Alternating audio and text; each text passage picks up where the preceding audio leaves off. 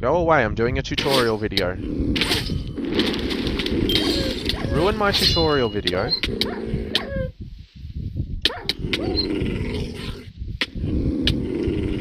you can see, as I've explained, mobs do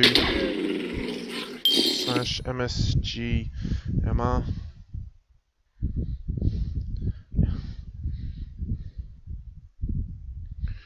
Doing a shoot vid.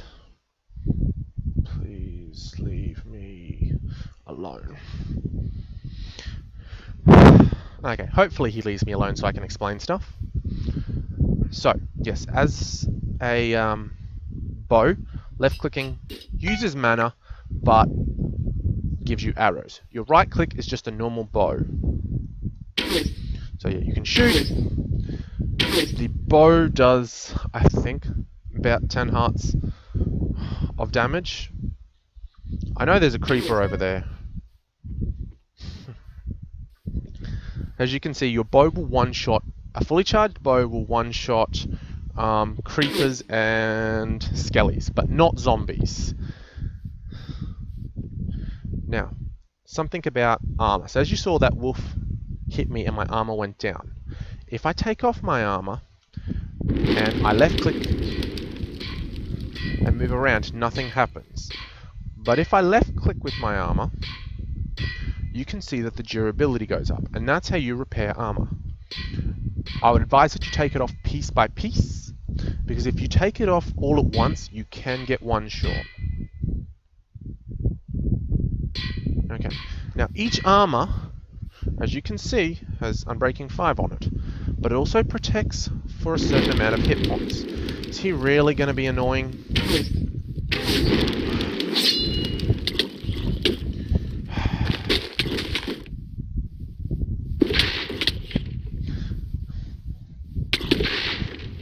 Oh, I really don't want to fight him.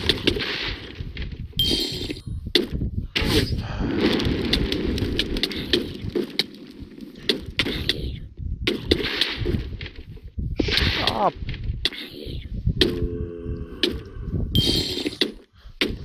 The mobs are... Stop ruining my shoot video. I'll tell him that after I kill him. Now, why are you so confident that I will kill him?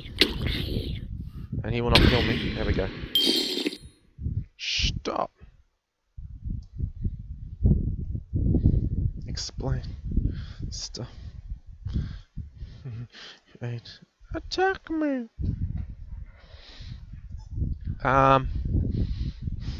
So yeah. He's damaged me, my armor went down again. Hi, Cap. Come die to me. So yeah, each of this armor represents the second row of your hearts. If I take my helmet off, you'll see that I lose 2 hearts. Chest piece off, I lose another 2 hearts. Legs, I should lose more for my legs. And my boots. What, that makes noise. Really getting annoying with it. So this is a good example of the skeleton knockback I was talking about. So where is he? There he is over there in that tree. Now if I run at him with my sword, I'll let him hit me. There you go. He knocks me back because of his punch bow. But if I run at him with my shield, see, he did the damage, but he didn't knock me back. Come on, hit me again. Wow, he is bad with an arrow. There you go. See, he hit me, but he didn't send me knocked back.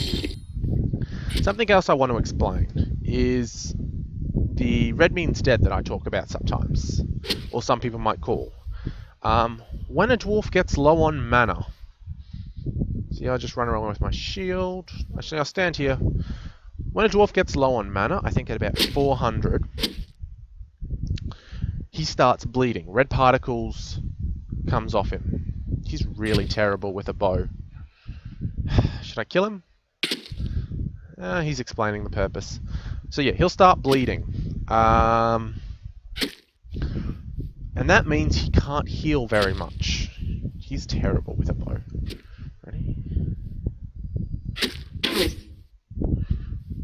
here.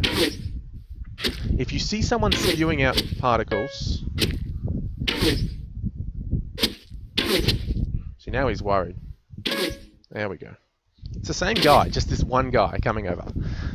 So yeah, if you see him spewing out particles, that means that he can't really heal very well. So, that means you're weaker. Now, you get a little bit of bleeding at 400, that's when it starts. At 300 it gets more, and then after 200 it becomes really high. I should have left him as a skeleton. Now, you might see this two maker I've got on my bar. And you might think, what the hell's that? And that's just my fancy shovel. Because I'm in the top 100 for shovel kills, and I'm a patron, I get this fancy item called a tomb maker. And if you say in chat, you'll see gravedigger. I didn't say anything, but there is gravediggers. Now, I get a fancy shovel because I'm a gravedigger. You'll see this, a ranger. He gets a fancy bow, which is a dwarven longbow. And a paladin, which is someone for the top 100 sword kills, gets a fancy sword called the Holy Blade. Now, these do no extra damage. All they are is just shiny. I really want to repeat that these special weapons don't do any extra damage. So don't say they got sharpness or anything like that. Solar eclipse, it's disgusting. So yeah, no extra damage. If you want to get these items and become a gravedigger, ranger, or paladin, you either have to get top 100, top 100 kills as a patron, or top 10 if you're a non-patron. So it's not impossible to get these items without being a patron, but it's just a lot harder.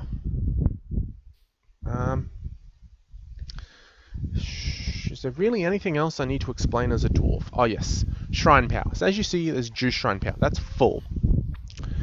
Now, what happens with the shrine power is when mobs go near it, and there's more mobs than dwarfs, the power should go down.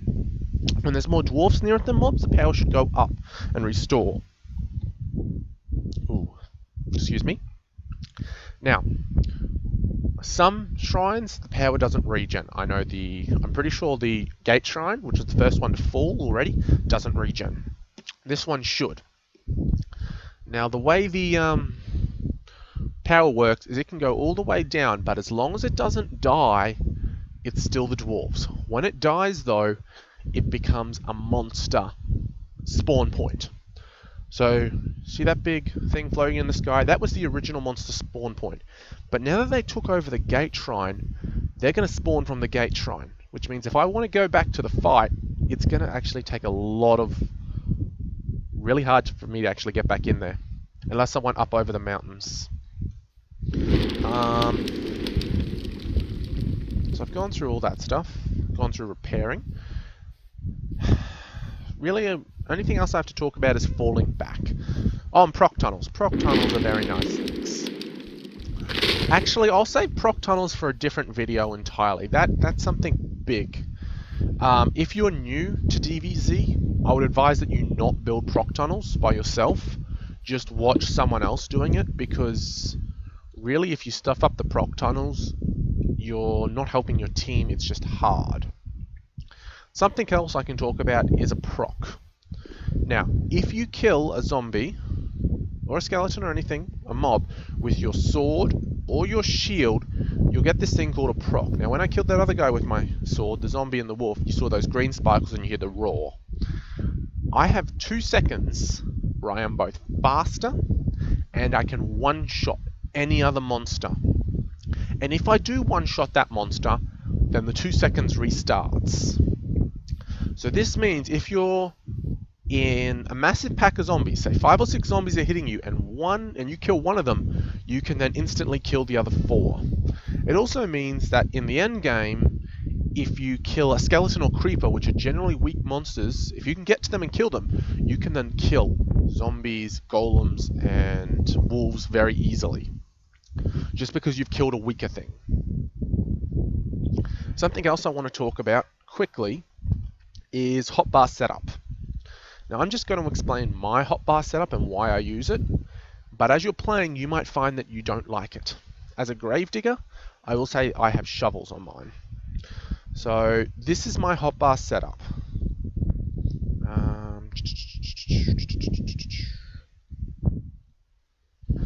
This is my hotbar setup for outdoors. Why do I like this setup? Mainly because I have a sword on number 1 and I can scroll to my juice. I am a scroller, I don't use my numbers. Now, you know how I said how you can proc and kill stuff with your sword and your shield?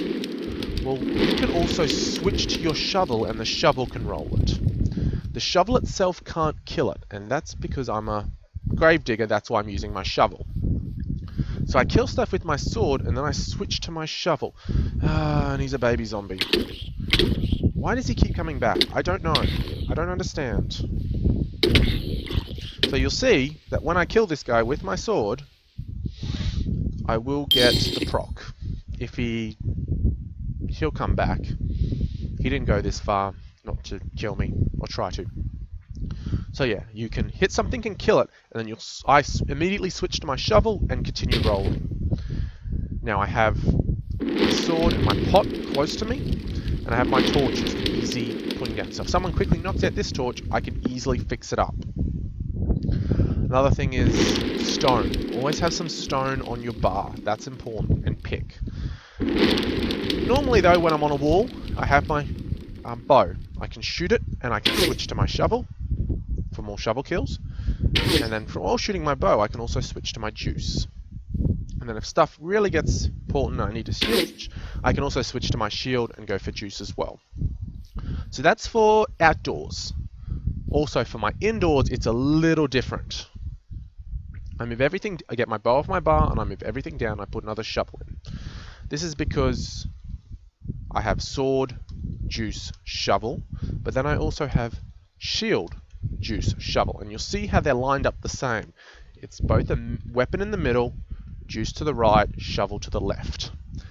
That's just personally because when I'm attacking zombies or creepers, I want the sword. When I'm attacking skeletons, I want the shield.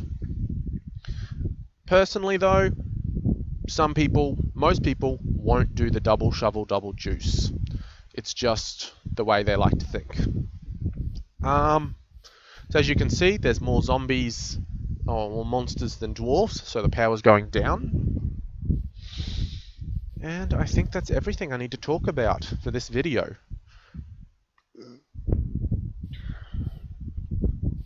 So yeah, out now here, see in the darkness I'm getting blind. Monsters would also get strength buffs. I have talked about this in the dwarf monster tutorial. It's generally not a good idea to fight in the blindness. You will die very easily. I'm going to try to... Actually, I probably won't record the rest of this game. I think that's all you really need to know about the dwarf tutorial for the dwarfs. Everything else should really just come from gameplay and playing. I really hope you enjoyed this tutorial. And thank you for watching. If you think I've missed anything, please let me know. This is your sergeant saying goodbye.